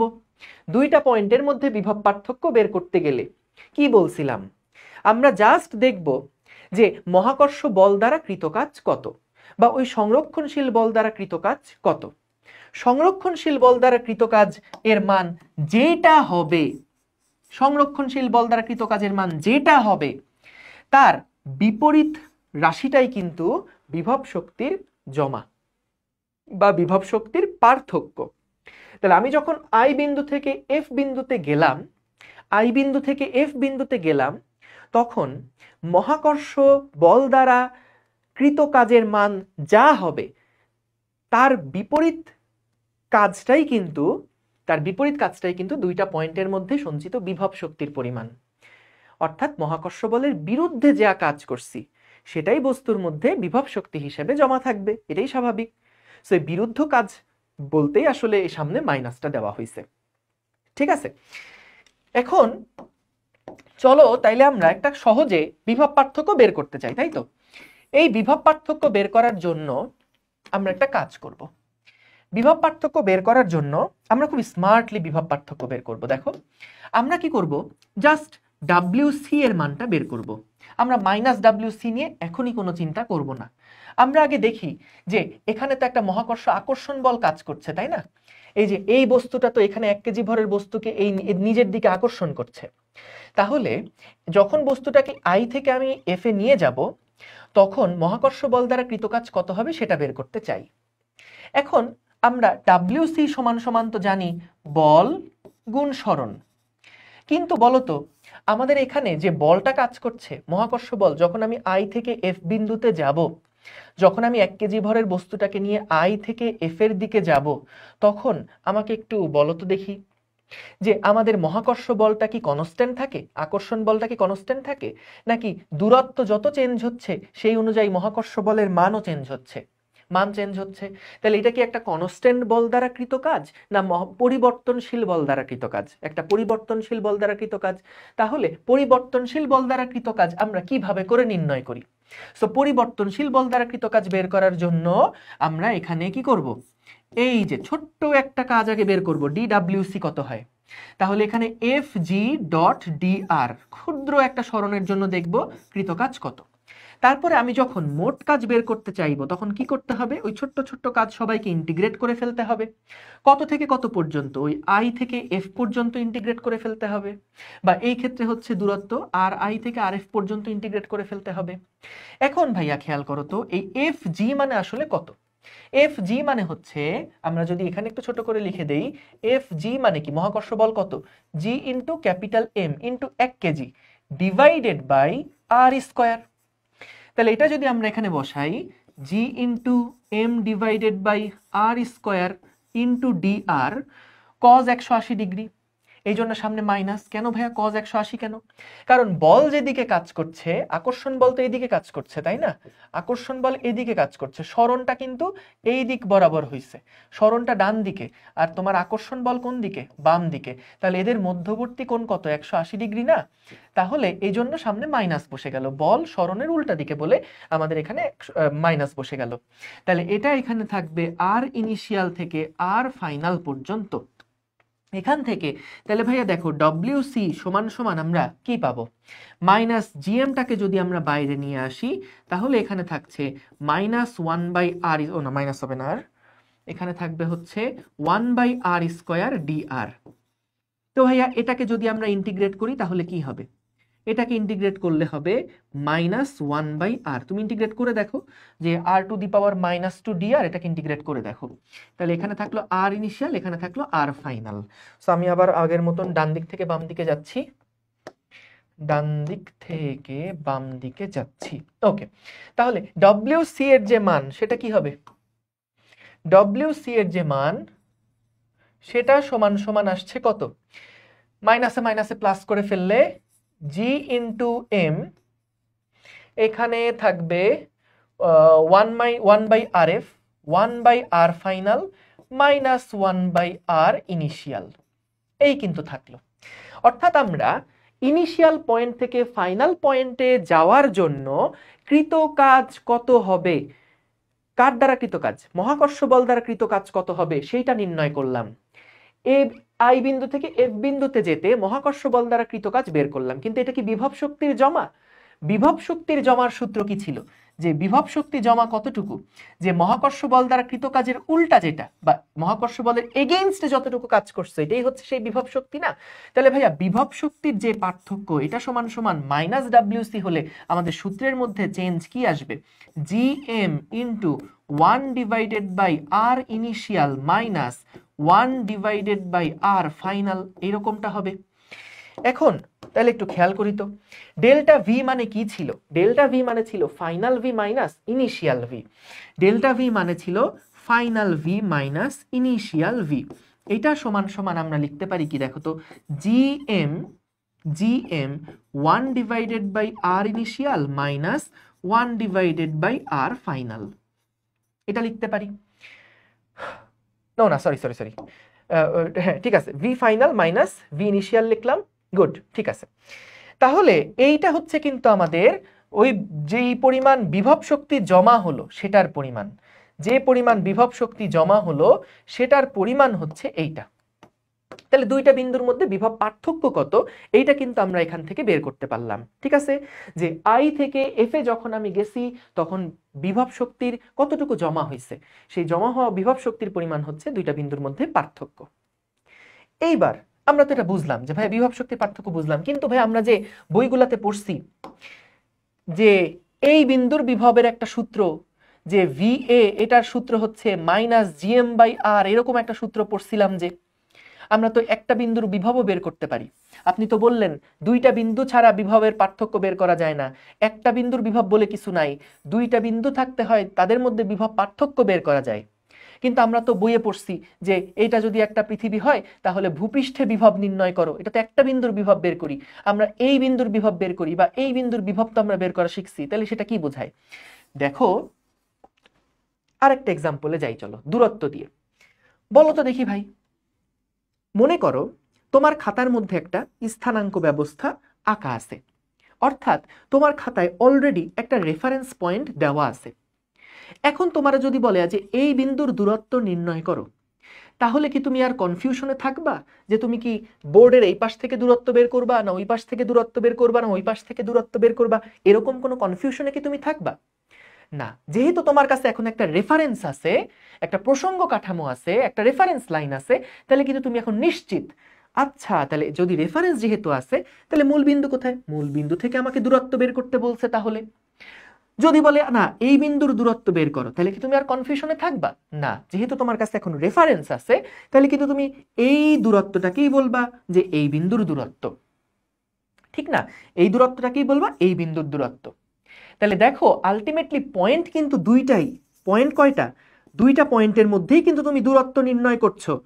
যখন তোমার একটা রেফারেন্স ডিফাইন করা, একটা রেফারেন্স যখন দেওয়া আছে, তখন কিন্তু রেফারেন্সের সাপেক্ষে বিভব কত সেটা তুমি বের করছো।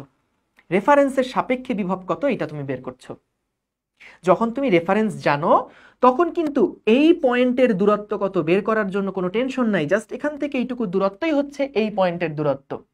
যদি বলে এই বিন্দুর দূরত্ব নির্ণয় করো, তখন কিন্তু আমরা এই পয়েন্ট থেকে দূরত্বটা যেটা সেটাই বলি যে এটা এই বিন্দুর দূরত্ব, ঠিক না? সো আলটিমেটলি তুমি কিন্তু দূরত্বের পার্থক্যই বের করো, কিন্তু যেহেতু রেফারেন্স আছে, রেফারেন্সটাকে আমরা ধরেই নেই যে না তাহলে এই পয়েন্টের দূরত্ব বলছে, তাহলে তো রেফারেন্স থেকেই দূরত্ব বের করতে হবে। আমাদের জন্য ক্যালকুলেশন করা, চিন্তা করা, কমিউনিকেশন করা অনেক সহজ হয়। সো একইভাবে আমাদেরও তাহলে দেখো যখন বলবে একটা বিন্দুর বিভব বের করতে, তখন আমাদেরও তাহলে একটা ওরকম রেফারেন্স লাগবে, এবং এমন একটা রেফারেন্স লাগবে যেটা সকল বস্তুর জন্য আছে। এমন একটা রেফারেন্স আমাদের লাগবে যেটা সকল বস্তুর জন্যই আছে। এখন সকল বস্তুর জন্য কি আছে সেটা আমরা দেখব। তার আগে আরেকটা জিনিস একটু গুরুত্বপূর্ণ, দেখো তো, বলো তো আমরা যখন এখানে একটা বল আঁকাইছি, মনে করো এই বলটার গতি 12 মিটার পার সেকেন্ড, এটা এ বস্তু, এটা হলো VA। এখানে বি নামক আরেকটা বস্তু আছে, এই বস্তুটাকে আমি বললাম ভিবি বেগে যাচ্ছে, ভিবি সমান সমান ধরো 2 মিটার পার সেকেন্ড। আচ্ছা, আমি যখন বের করতে চাইতাম বি এর সাপেক্ষে এর বেগ কত, যখন বের করতে চাইতাম বি এর সাপেক্ষে এর বেগ কত, এটা যখন বের করতে চাইতাম তখন বলতো কি করতাম আমরা, যার সাপেক্ষে বেগ বের করি তার বেগটাকে মাইনাস করতাম না, ভিএ মাইনাস ভিবি করতাম সমান সমান 12 মাইনাস 2। তার মানে দেখো ভিএ মাইনাস ভিবি করতাম, এটার মানেটা কি ছিল, এটার মানে ছিল বি এর সাপেক্ষে এর বেগ কি ছিল, বি এর সাপেক্ষে এর বেগ, তার মানে যেটা মাইনাস তার সাপেক্ষে এর বেগ ছিল। ঠিক একইভাবে বলো তো আমরা এইখানে যে V final minus V initial লিখলাম, এটা মানে কি বলা যায়, এটা মানে আমরা বলতে পারি না যে এটা মানে হচ্ছে ভাইয়া এটা হলো আই পয়েন্টের সাপেক্ষে আই এর সাপেক্ষে এফ এর বিভব। দেখো রেফারেন্স কিন্তু এখন আই পয়েন্টটা, আই এর সাপেক্ষে এফ এর বিভব, বুঝছো তো? বিয়োগ কখন করতাম যখন আমরা এর সাপেক্ষে বি এর সাপেক্ষে এর বেগ বের করতাম, তখন কিন্তু এ থেকে বি এর বেগটাকে বাদ দিতাম। তাহলে বাদ দেওয়া মানে কি, যেটা বিয়োগ করছি তার সাপেক্ষে তার বেগ। তাহলে এখানেও একইভাবে এটা মানে ভিএফ মাইনাস ভি ইনিশিয়াল মানে দুইটা বিন্দুর পার্থক্য, ঠিক আছে, কিন্তু এটাকে আরো ক্লিয়ারলি যদি তুমি বলতে চাও তাহলে এভাবে বলে যে এটা এই বিভব পার্থক্যটা হচ্ছে আই এর সাপেক্ষে এফ এর বিভব, আই এর সাপেক্ষে এফ এর বিভব। এখন আমাদের তো ভাই সকল বস্তুর জন্য তো আমরা এরকম ইনিশিয়াল পয়েন্টটা নির্দিষ্ট করে দিতে পারবো না, সকল পয়েন্টের জন্য আমাদের একটা কমন রেফারেন্স পয়েন্ট দরকার, যেন আমরা কোনো একটা বিন্দুর বিভব বের করতে পারি। ঠিক যেমনটা ওই যে স্থানাঙ্ক দেওয়া থাকলে এই বিন্দুর বিভব আমরা যেমন এই বিন্দুর অবস্থান যেমন এই বিন্দুর দূরত্ব যেমন আমরা বের করতে পারতাম, যে একটা দেওয়া থাকলে স্থানাঙ্ক ব্যবস্থা দেওয়া থাকলে এই বিন্দুর দূরত্ব বের করতে পারতাম, আমরা শিওর থাকতাম আচ্ছা তাহলে স্থানাঙ্ক দেওয়া আছে তাহলে মূল বিন্দু থেকে দূরত্ব বের করতে হবে। ঠিক তেমনি এখানে যেমন একটা রেফারেন্স দরকার ছিল, তাহলে আমাদের এরকম একটা কমন রেফারেন্স দরকার বিভবটাকে বের করার জন্য, একটা পয়েন্টের বিভব নির্ণয় করতে, একটা পয়েন্টের বিভব বের করতে। দেখো মহাকর্ষীয় বিভব বের করার সময় কোনো বিন্দুর, এটা একটু লিখে নাও খাতায়, কোনো বিন্দুর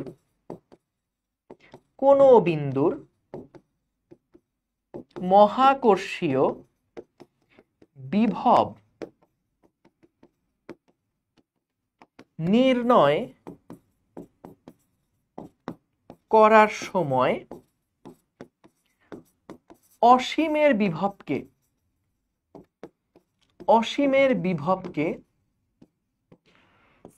রেফারেন্স ধরা হয়, অসীমের বিভবকে রেফারেন্স ধরা হয়। ভাইয়া কেন অসীমের বিভবকে রেফারেন্স ধরা হয়? কারণ সকল বিন্দুর জন্যই অসীম আছে, সকল বিন্দুর জন্য 1 মিটার দূরত্ব, 2 মিটার দূরত্ব, 3 মিটার দূরত্ব নাও থাকতে পারে, কিন্তু যে কোনো বিন্দুর জন্য অসীম কিন্তু আছে। এই জন্য যেহেতু সকল বিন্দুর জন্য অসীম আছে, তাহলে অসীমের যে বিভবটা, সেই অসীমের বিভবটাকে আমরা রেফারেন্স ধরবো এখন থেকে, ঠিক আছে? কারণ রেফারেন্স ছাড়া তো একটা বিন্দুর বিভব বের করতে পারবো না। তাইলে আমরা কোনো বিন্দুর মহাকর্ষীয় বিভব নির্ণয় করার সময় কি করব, অসীমের বিভবকে রেফারেন্স ধরে নিব। আচ্ছা এবার আরেকটা প্রশ্ন তোমাকে করি, বলো তো দেখি, যখন আমরা ধরো এই রেফারেন্স লাইনটা থেকে এই বিন্দুর দূরত্ব মাপলাম, মনে করো 2 মিটার। আচ্ছা বলো তো তখন আমরা রেফারেন্সটাকে কি 10 একক ধরে নেই, 10 মিটার দূরত্ব ধরে নেই, 5 মিটার দূরত্ব ধরে নেই, নাকি রেফারেন্স লাইনটাকে আমরা 0 মিটার অবস্থান ধরে নেই? 0 মিটার অবস্থান ধরে নেই না?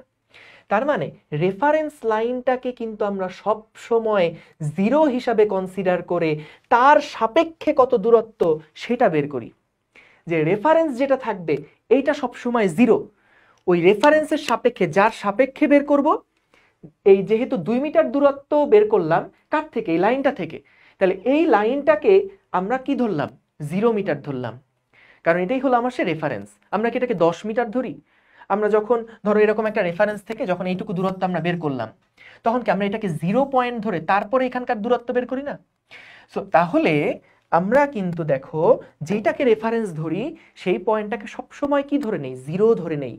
তাহলে আমরা যেহেতু অসীমকে রেফারেন্স বানালাম, অসীমের বিভবটাকে রেফারেন্স বিভব বানালাম, তাহলে অসীমের বিভবকে আমরা কত বিভব বলবো? জিরো বিভব বলবো না? দেখো অসীমের বিভবকে আমরা কত বিভব বলবো? তাহলে অসীমের বিভবকে আমরা জিরো বিভব বলবো। তাইলে একটা কাজ করো, দেখো আমাদের সূত্র কি ছিল? V final minus V initial সমান সমান GM 1 divided by R initial minus 1 divided by R final. এইটা ছিল আমাদের V final minus V initial. এটা মানে কি? আই এর সাপেক্ষে, মানে আই কে রেফারেন্স ধরে এফ এর বিভব কত। আমরা এখন রেফারেন্স কাকে ধরছি? অসীমকে রেফারেন্স ধরছি না? তাহলে অসীম যেহেতু রেফারেন্স, অসীমের বিভব যেহেতু রেফারেন্স, অসীমের বিভব যেহেতু রেফারেন্স, সেহেতু যার সাপেক্ষে আই এর সাপেক্ষে হিসাব করতাম, এখন তো অসীমের সাপেক্ষে বের করব। সেহেতু আমরা কি বের করতে চাই আসলে? V final minus V infinity বের করতে চাই। জিএম 1 ডিভাইডেড বাই অসীমের আগে আই পয়েন্টের বিভব ছিল, এটা ছিল আই পয়েন্টের দূরত্ব। তাহলে এখন যদি ইনফিনিটি পয়েন্টের বিভব হয়, তাহলে এখানে কি ইনফিনিটি পয়েন্টের দূরত্ব হবে মাইনাস 1 বাই আর এফ, এরকমই তো হবে। কি করলাম দেখো, এই লাইনটা মানে কি? আই এর সাপেক্ষে এফ এর বিভব ছিল। তাহলে আমাদের এখন রেফারেন্স আমরা কাকে ধরে নিছি? অসীমকে। কেন? কারণ সকল বিন্দুর জন্য কেউ থাকুক না থাকুক অসীম একটা জায়গা আছে। তাহলে অসীমকে যদি আমি অসীমের বিভবকে যদি আমি রেফারেন্স ধরি, তাহলে ফাইনাল মাইনাস ইনিশিয়াল অসীমের সাপেক্ষে যে কোনো একটা পয়েন্টের বিভব যদি বের করতে চাই, আয়ের সাপেক্ষে না, এখন আমি কি চাই? অসীমের সাপেক্ষে একটা পয়েন্টের বিভব বের করতে চাই। তাহলে এই জন্য অসীমের বিভব যেহেতু রেফারেন্স, তাহলে অসীমের সাপেক্ষে হলে সেটা মাইনাস হবে, পরের দিকে হবে। তাহলে ভি ফাইনাল মাইনাস ভি, এটা মানে কি? এটা মানে হচ্ছে অসীমের সাপেক্ষে, অসীমের সাপেক্ষে এফ এর বিভব, এফ এর বিভব, অসীমের সাপেক্ষে এফ এর বিভব। এখন বলো তো, যে যাকে আমরা রেফারেন্স ধরি, যাকে রেফারেন্স মানি, যাকে রেফারেন্স মানি, সে নিজে কি হয়? সে কি শূন্য হয় না? সুতরাং আমাদের এখানে ভি ইনফিনিটিটাকেও আমরা কি বলবো? শূন্য বলবো। ভি ইনফিনিটিটাকেও আমরা কি বলবো? ভি ইনফিনিটিটাকেও আমরা কিন্তু শূন্য বলবো। এখানে যেহেতু প্রমাণ টমান দেওয়া আছে, এগুলো আমাদের আপাতত লাগবে না।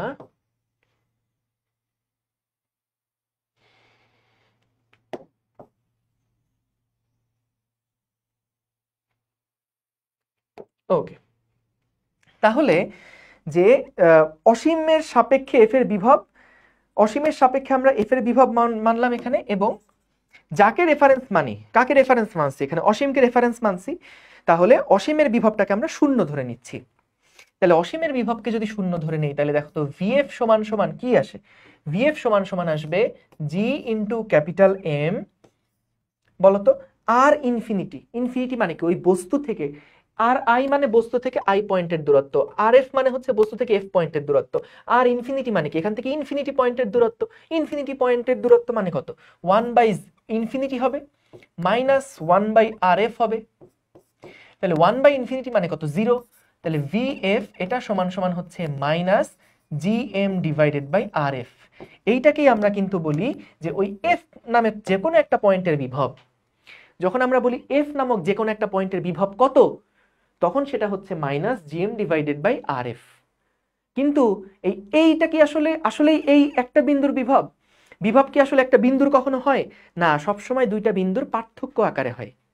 তাহলে এখানে আমরা কার সাথে কার পার্থক্য করছি? আমরা অসীম থেকে ওই এফ পয়েন্টের পার্থক্য, বিভবের পার্থক্যটা বের করছি, এবং অসীমের বিভবটাকে আমরা শূন্য ধরে নিছি, এবং শূন্য ধরে নিয়ে আমরা এখন বলতেছি এফ বিন্দুর বিভব এত, আই বিন্দুর বিভব এত। ঠিক আছে? সো তাহলে একটা জিনিস বলো তো, যদি ভিএফ সমান সমান এটা আমরা লিখি, আমরা কোন পয়েন্টের বিভব বের করলাম? আমরা এফ বিন্দুর বিভব বের করলাম। এটাকে আমরা কি বলি? এইটাকে আমরা বলি এফ বিন্দুর বিভব। আচ্ছা বলো তো, এফ বিন্দুর বিভবটাকে বের করার জন্য আমাদের ইনিশিয়াল পয়েন্ট কোনটা ছিল? ইনিশিয়াল পয়েন্ট কোনটা ছিল? ইনিশিয়াল পয়েন্ট অসীম ছিল। এখন বলো তো, আমরা আমাদের প্রমাণের মধ্যে কি করছিলাম? ইনিশিয়াল পয়েন্ট থেকে ফাইনাল পয়েন্টে গেছিলাম কিন্তু। তাহলে এখন আমাদের ইনিশিয়াল পয়েন্টটা আসলে কে? ইনিশিয়াল পয়েন্টটা আসলে কে? অসীম না? ইনিশিয়াল পয়েন্টটা আসলে কে? অসীম না? যখন আমি এই এফ বিন্দুর বিভব বের করতে গেছিলাম, তখন আমাদের ইনিশিয়াল পয়েন্টের আমাদের ইনিশিয়াল পয়েন্টটা কোথায় ছিল? অসীমে ছিল। তাহলে এফ বিন্দুর বিভব যখন আমি বের করতে চাইবো তখন আমাকে ইনিশিয়াল পয়েন্ট থেকে এফ এ আসতে হবে, বা অসীম থেকে এফ এ আসতে হবে। অসীম থেকে এফ বিন্দুতে আসতে হবে। অসীম থেকে এফ বিন্দুতে আসতে হবে। বুঝতে পারছো? আচ্ছা, এখান থেকে এই জায়গায় গেছি, আর যখন এটা করছিলাম তখন এখান থেকে এই জায়গাতে আসছি। ঠিক আছে, তাহলে কি হলো কাহিনী? যে আমরা যখন এই এফ বিন্দুর একটা বিন্দুর বিভব যখন আমরা বের করতে চাইছি, তখন একটা বিন্দুর বিভব বললে আসলে কিছু নাই, দুইটা বিন্দুর বিভবের পার্থক্য হয়। তাহলে এখানে আরেকটা বিন্দু কোনটা? আরেকটা বিন্দু অসীম। অসীমের বিভবটাকে কেন আমরা শূন্য ধরে নিছি? অসীমের বিভব শূন্য কে বলছে? কারণ আমরা অসীমটাকে রেফারেন্স ধরে নিছি। কেন অসীমকে আমরা রেফারেন্স ধরছি? কারণ সকল বিন্দুর জন্য এই অসীম নামক কিছু একটা আছে।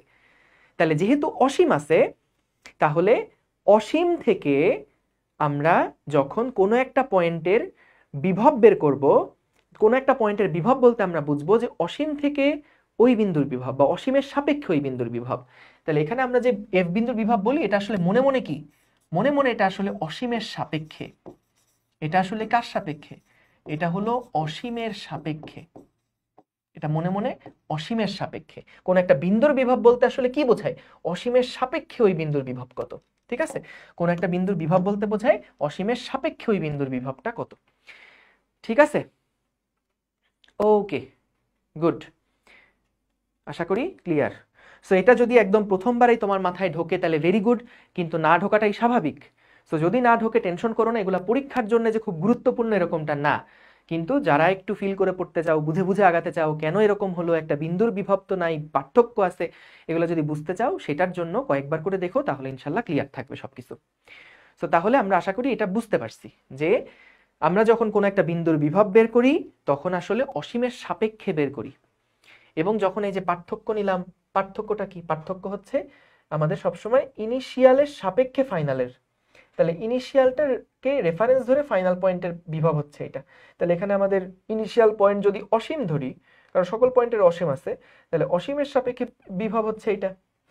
আর যাকে রেফারেন্স ধরি তাকে তো শূন্য ধরে, তাকে আমরা সবসময় শূন্য ধরি। তাহলে এটাকে যদি শূন্য মনে করি তাহলে ভিএফ সমান সমান এই সূত্র হবে। এবং অসীম থেকে যদি আসি, ইনিশিয়াল পয়েন্টটাই যদি আমার অসীম হয় এখন, তাহলে অসীমের দূরত্ব তো এখানে 1/∞ বসালে 0 চলে আসবে। তাহলে এখান থেকে আমরা এই সূত্র পেয়ে গেলাম। ঠিক আছে, ওকে, তাহলে আমরা এটা যেটা বের করলাম সেটা কি? সেটা হচ্ছে কোনো একটা বস্তুর ক্ষেত্রে একটা নির্দিষ্ট দূরত্বে কোনো একটা বিন্দুর বিভব। একটা বিন্দুর বিভব এখন আমরা বলতে পারি, কোনো অসুবিধা নেই, যে একটা বিন্দুর বিভব কত, বলো তো এই বিন্দুর বিভব কত। আমরা তার মানে ধরেই নেই ব্যাক অফ মাইন্ডে যে আচ্ছা তার মানে অসীমের সাপেক্ষে এই বিন্দুর বিভব বের করতে বলছে, অসীমের সাপেক্ষে ওই বিন্দুর বিভব বের করতে বলছে, এটা আমরা বাই ডিফল্ট ধরেই রাখি সব সময়। ঠিক আছে, ওকে, অসাম, গেল। এখন আমরা একটা সূত্র দেখি, কাজ শক্তি উপপাদ্য।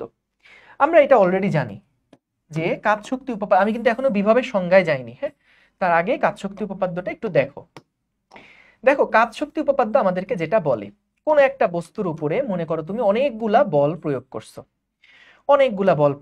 এরকম অনেকগুলা বল প্রয়োগ করছো। এটা হলো আমাদের F1 বল, এটা হলো আমাদের F2 বল, এটা হলো আমাদের F3 বল। অনেকগুলা বল প্রয়োগ করার ফলে বস্তুটার একটা নির্দিষ্ট সরণ হয়েছে। এবং শুধু তাই না, এই বস্তুটার একটা আদিবেগ ছিল, এবং বস্তুটার উপরে এতগুলা বল প্রয়োগ করার ফলে যখন বস্তুটা এরকম s দূরত্ব অতিক্রম করছে তখন তার শেষ বেগ হয়ে গেছে v। এখন কাজ শক্তি উপপাদ্য আমাদেরকে যেটা বলে যে একটা বস্তুর উপরে কৃত যে মোট কাজ, একটা বস্তুর উপরে যতগুলো বল দ্বারা কাজ হয়েছে সবগুলো কাজের যোগফল সমান সমান, একটা বস্তুর উপর যতগুলো বল কাজ করছে সবগুলো বল দ্বারা কৃত কাজের সমষ্টি হচ্ছে বস্তুটার গতিশক্তির পরিবর্তনের সমান। ডেল্টা কে কি? কে মানে হলো গতিশক্তি, ডেল্টা কে মানে হচ্ছে গতিশক্তির পরিবর্তন। তাহলে দেখো এই ডাব্লিউ নেট সমান সমান ডেল্টা কে। ডাব্লিউ নেট মানে কি? একটা বস্তুর উপর অনেকগুলো বল কাজ করতে পারে। সবগুলো বল দ্বারা কৃত যে মোট কাজ, একটা বস্তুর উপর সবগুলো বল দ্বারা কৃত যে মোট কাজ, সেটা হচ্ছে দুইটা বস্তুর গতিশক্তির পরিবর্তনের সমান। তাহলে গতিশক্তির পরিবর্তনের সমান এভাবে লিখলাম। এই কাজশক্তি উপপাদ্যটা মনে রাখবা, এটা কিন্তু শক্তির নিত্যতার আরেকটা রূপ। এইটা কিন্তু আমাদের শক্তির নিত্যতার একটা রূপ। শক্তির নিত্যতার একটি রূপ, ঠিক আছে? শক্তির নিত্যতার এটা হলো একটা রূপ।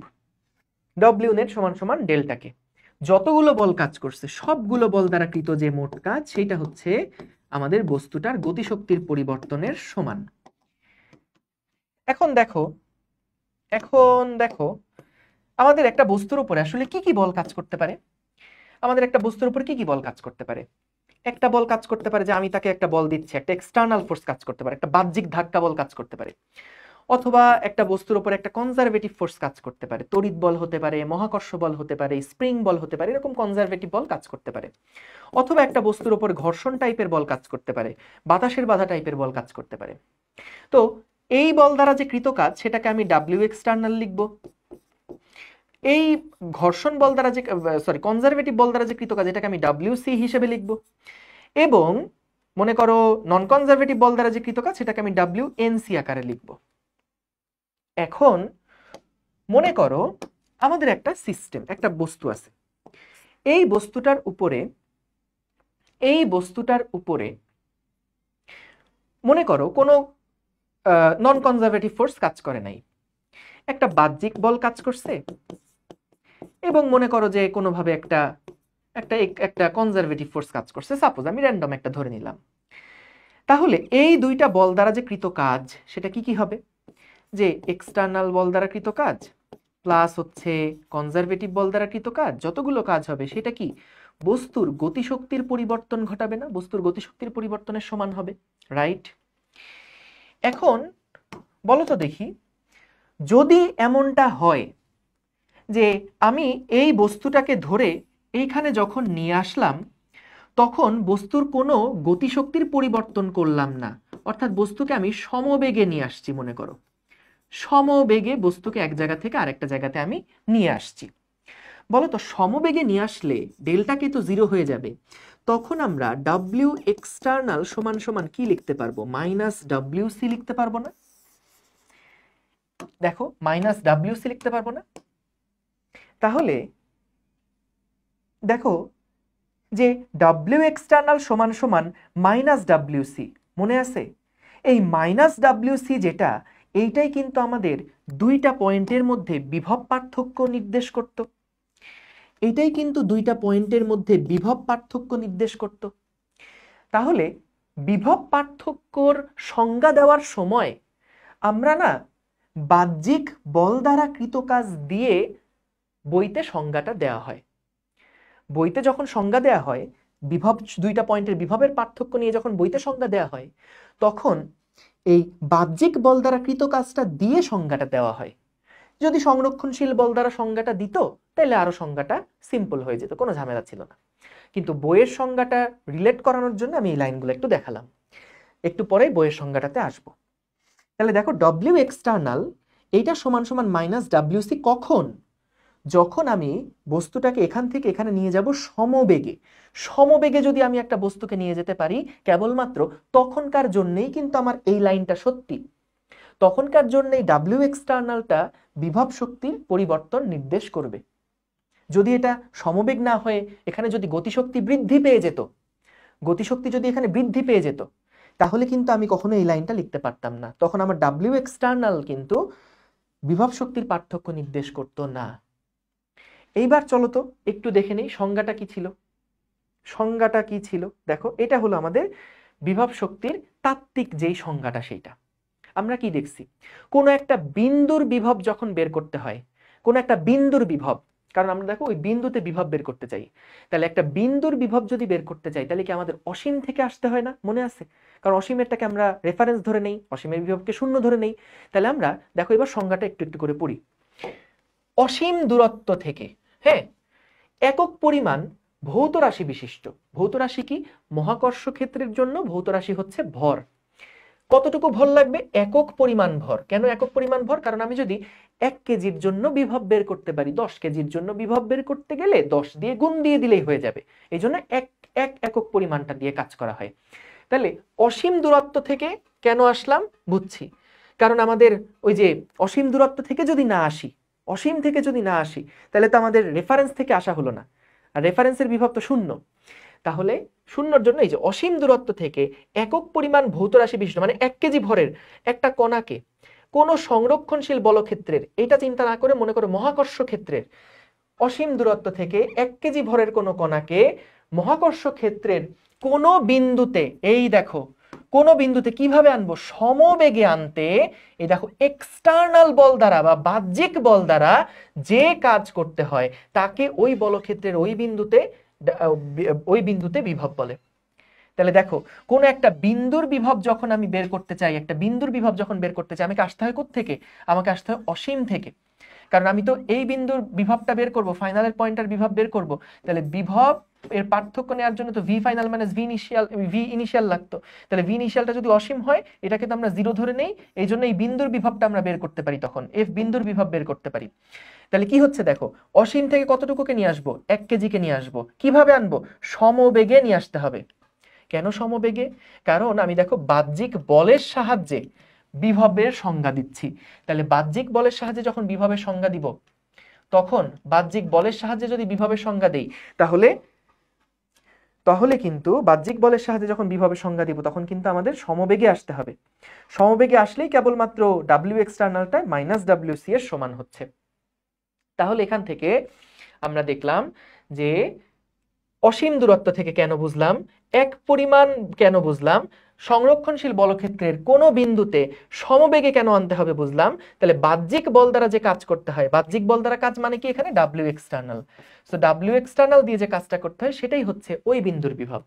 অসীম থেকে এখানে আনতে যে পরিমাণ কাজ করতে হবে, সমবেগে আনতে যে পরিমাণ কাজ করতে হবে, সেটাই হচ্ছে এই বিন্দুর বিভব। এখন আসো, এটা তো জেনারেলাইজড একটা সংজ্ঞা। যখন চুম্বক ক্ষেত্রের জন্য করব, তারপরে স্থির বৈদ্যুতিক ক্ষেত্রের জন্য করব, তখন জাস্ট এই নামগুলা চেঞ্জ হয়ে যাবে। সংরক্ষণশীল বলক্ষেত্রের জায়গায় মহাকর্ষ চৌম্বক ক্ষেত্র তড়িৎ ক্ষেত্র বসবে, আর ওই ভৌত রাশি জায়গায় ভর, মেরুশক্তি বা তড়িতাধান বসবে। বুঝতে পারছো? সো তাহলে এইটা হচ্ছে গিয়ে মূল কাহিনী, যে আমাদের যখন মহাকর্ষ ক্ষেত্রের জন্য বলবে, তখন অসীম দূরত্ব থেকে 1 কেজি ভরের কোনো কণাকে মহাকর্ষ ক্ষেত্রের কোনো বিন্দুতে সমবেগে আনতে বাহ্যিক বল দ্বারা যে কাজ করতে হয়, তাকে ওই ক্ষেত্রের তাকে ওই বিন্দুর বিভব বলে, তাকে মহাকর্ষের ওই বিন্দুর বিভব বলে। তাহলে আমরা এইভাবে করে বের করে ফেলতে পারবো। গেল। তাহলে আমরা বিভব কি জিনিস আশা করি বুঝতে পেরেছি। বিভব বের করতে গেলে কি করতে হয়?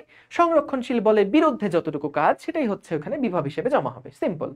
কোনো একটা সংরক্ষণশীল বল ছাড়া বিভবের কোনো অস্তিত্ব নাই। সংরক্ষণশীল বলক্ষেত্র থাকলে সেই জায়গাগুলোতে বিভব পাওয়া যাবে। কিভাবে বের করবো? এক বিন্দু থেকে আরেক বিন্দুতে যদি যাই, দেখবো সংরক্ষণশীল বলের এগেইনস্টে কতটুকু কাজ হয়েছে। সংরক্ষণশীল বলের বিরুদ্ধে যতটুকু কাজ করতে হয়, সেটাই বিভব শক্তি হিসেবে বস্তুর মধ্যে সঞ্চিত থাকে বা জমা থাকে। এবার আসো যান্ত্রিক শক্তির নিত্যতা। এগুলোর অ্যাপ্লিকেশন ইনশাআল্লাহ নেক্সট ক্লাসে আমরা আবার দেখবো। আজকে খালি থিওরি পার্টটা দেখো। এটা পড়ার আগে আমি তোমাদের আগে যান্ত্রিক শক্তির নিত্যতা যে টার্মটা আছে, আমরা কি জানি? কাজ শক্তি উপপাদ্য থেকে আমরা কি জানি? ডব্লিউ নেট, কোন একটা বস্তুর উপর মোট যে কাজ, সেটা হচ্ছে বস্তুর গতিশক্তির পরিবর্তনের সমান। সো মনে করো একটা বস্তুর উপরে আমরা একটা বাহ্যিক বল প্রয়োগ করলাম, তাহলে সেটা দ্বারা কাজ হিসাব করতে হবে। একটা ঘর্ষণ টাইপের বল দ্বারা কৃত কাজ, ঘর্ষণ বল থাকলে সেই বল দ্বারা কৃত কাজ বের করতে হবে। তারপর সংরক্ষণশীল বল থাকলে সেটা দ্বারা কৃত কাজ বের করতে হবে। সমান সমান হচ্ছে ডেল্টা কে। মনে করো আমরা সিনারিওটা এরকম যে এটা হলো আমাদের সারফেস, এবং এই সারফেসের এটা হলো ইনিশিয়াল পয়েন্ট, এটা হলো ফাইনাল পয়েন্ট। তাহলে আমরা কি করলাম? আমরা এই ইনিশিয়াল পয়েন্ট থেকে ফাইনাল পয়েন্টে গেলাম। আমরা এই ইনিশিয়াল পয়েন্ট থেকে এই ফাইনাল পয়েন্টের দিকে গেলাম। এখন তাহলে বলো তো, যখন তুমি ইনিশিয়াল পয়েন্ট থেকে ফাইনাল পয়েন্টের দিকে গেছো, তখন তোমার বিভব শক্তির পরিবর্তনটা কত? তোমার এই বিভব শক্তির পরিবর্তনটা কত? বিভব শক্তির পরিবর্তন কি ছিল? V final minus V initial না? যখন এইখান থেকে এখানে গেছো, বিভব শক্তির পরিবর্তন কত? Final minus initial. এবং এই বিভব শক্তির পরিবর্তন সমান সমান সবসময় কি ছিল? মহাকর্ষ বল দ্বারা কৃত কাজ, না তার উল্টাটা? তার উল্টাটা, মাইনাস ডাব্লিউ সি। বলো তো দেখি, ডাব্লিউ সি সমান তাইলে আমরা কি লিখতে পারি? Minus v final minus V initial, বা v initial minus v final. এটা হচ্ছে আমাদের ডাব্লিউ সি না? এটা আমাদের একটু পরে কাজে লাগবে। দেখো সো মনে করো আমরা একটা বস্তুকে যখন এখান থেকে এখানে নিছি, বা ধরো একটা বস্তু সংরক্ষণশীল ক্ষেত্রে কোনো একটা বিন্দু থেকে একটা বিন্দুতে গেছে, এখন আমাদের এখানে আমাদের ধরো জিনিসটাকে, দাঁড়াও তুমি এটা বললে আবার একটু পেঁচায় যাবা, দরকার নাই, তুমি এই পুরা জিনিসটাকে একটু উল্টায় দাও, পুরা জিনিসটাকে উল্টায় দাও। ধরো এইটা হলো ফাইনাল পয়েন্ট আর এইটা হচ্ছে ইনিশিয়াল পয়েন্ট, তাইলে আর প্যাচ লাগবে না কোনো, ঠিক আছে? তাইলে আর কোনো প্যাচ লাগবে না। কি করছি, ইনিশিয়াল পয়েন্ট থেকে ফাইনাল পয়েন্টে কোনো একটা বস্তু মনে করো নামছে, ইনিশিয়াল থেকে ফাইনাল পয়েন্টে কোনো একটা বস্তু গেছে, তাহলে বিভব শক্তির পার্থক্য কি? V final minus V initial. তাহলে এটা বের করতে হবে কিভাবে? সবসময় যে কোনো দুইটা পয়েন্টের বিভবের পার্থক্য V final minus V initial সমান সমান হচ্ছে মহাকর্ষ বল দ্বারা কৃত কাজ যা হবে তার উল্টাটা, যা হবে তার উল্টাটা। তার মানে ডব্লিউসি সমান সমান minus V initial minus V initial এখান থেকে থাকলো। এটা একই রকম আছে, কারণ ইনিশিয়াল ফাইনাল আমি জাস্ট ঘুরাই দিছি। এখন মনে করো একটা বস্তু যখন উপর থেকে নিচের দিকে পড়ছে, কোনো রকমের বাতাসের বাধা নাই, কোনো রকম এক্সটার্নাল বল নাই, তাহলে বলো তো যদি কোনো এক্সটার্নাল বল না থাকে তাহলে সেটা দ্বারা কৃত কাজ শূন্য। যদি কোনো ঘর্ষণ বল বা কোনো বাতাসের বাধা না থাকে সেটা দ্বারা কৃত কাজ শূন্য। তাহলে আমরা কি লিখতে পারি? দেখো তো, ডব্লিউসি সমান সমান গতিশক্তির পরিবর্তন। গতিশক্তির পরিবর্তন সবসময় কি, যে কোনো কিছুর পরিবর্তনই তো ফাইনাল মাইনাস ইনিশিয়াল, কে ফাইনাল মাইনাস কি ইনিশিয়াল। বলো তো ডব্লিউসি সমান কি লেখা যায় এই ক্ষেত্রে? আবার V initial minus v final, V initial minus v final সমান সমান তাহলে কি আসে? সমান সমান আসে কে ফাইনাল মাইনাস কে ইনিশিয়াল। এবার দুইটাকে যদি এক পাশে নিয়ে আসো তাহলে দেখো ভি ইনিশিয়াল প্লাস কে ইনিশিয়াল সমান সমান ভি ফাইনাল প্লাস কে ফাইনাল। এইটা হলো গিয়ে আমাদের যান্ত্রিক শক্তির নিত্যতা, এইটা হলো যান্ত্রিক শক্তির নিত্যতা। তাহলে দেখো যান্ত্রিক শক্তির নিত্যতা কিন্তু শক্তির সংরক্ষণশীলতার আরেকটা মানে ডিরাইভড একটা রূপ। যান্ত্রিক শক্তির নিত্যতা ডিরাইভড রূপ কেন বললাম? কারণ এটা সকল কেসের জন্য অ্যাপ্লিকেবল না।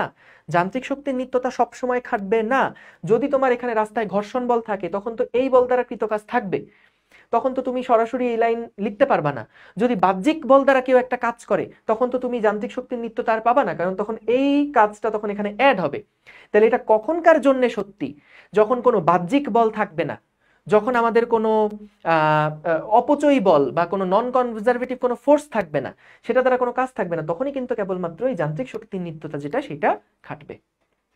বুঝতে পারছো? তাইলে আসো সংজ্ঞাটা পড়ি। ঘর্ষণ বা অন্য কোনো অপচয়ী বল এর ক্রিয়ায়, ঘর্ষণ বা অন্য কোনো অপচয়ী বলের ক্রিয়ায় যদি কোনো শক্তির অপচয় না ঘটে, তাহলে তখন কোনো বস্তুর বিভব শক্তি এবং গতিশক্তির যোগফল সর্বদা ধ্রুব থাকে। দেখো, বিভব আর গতির যোগফল যা, পরের বিভব আর গতির যোগফল তাই থাকে, অর্থাৎ মোট যান্ত্রিক শক্তিটা ধ্রুবক থাকে। এটা 9 10-এ পড়ছি। কিন্তু এইটা কি ছিল? এটা ছিল শক্তির নিত্যতার একটা রূপ, এটা ছিল কাজ শক্তি উপপাদ্য। এইটা হচ্ছে কাজ শক্তি উপপাদ্য, এইটা হচ্ছে কাজ শক্তি উপপাদ্য, যেটা কি শক্তির সংরক্ষণশীলতার রূপ, শক্তির সংরক্ষণশীলতার প্রকাশ। কাজ শক্তি উপপাদ্য যেটা, এটা শক্তি সংরক্ষণশীলতার একটা প্রকাশ। কিন্তু এইটা কিন্তু শক্তি সংরক্ষণশীলতা না, এটা যান্ত্রিক শক্তির সংরক্ষণশীলতা। কখন যান্ত্রিক শক্তির সংরক্ষণশীলতা খাটবে? যখন কোনো ঘর্ষণ টাইপের বল থাকবে না বা নন কনজারভেটিভ কোনো ফোর্স থাকবে না এবং যখন কোনো এক্সটার্নাল ফোর্স থাকবে না।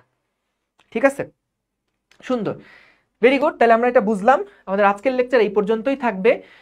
নেক্সট ক্লাসে আমরা যে কাজ শক্তি উপপাদ্য, যান্ত্রিক শক্তির নিত্যতা এই রিলেটেড ম্যাথ প্রবলেমগুলা ইনশাল্লাহ সলভ করব। সো থ্যাংক ইউ সবাইকে, দেখা হবে ইনশাল্লাহ নেক্সট ক্লাসে। আসসালামু আলাইকুম, আল্লাহ হাফেজ।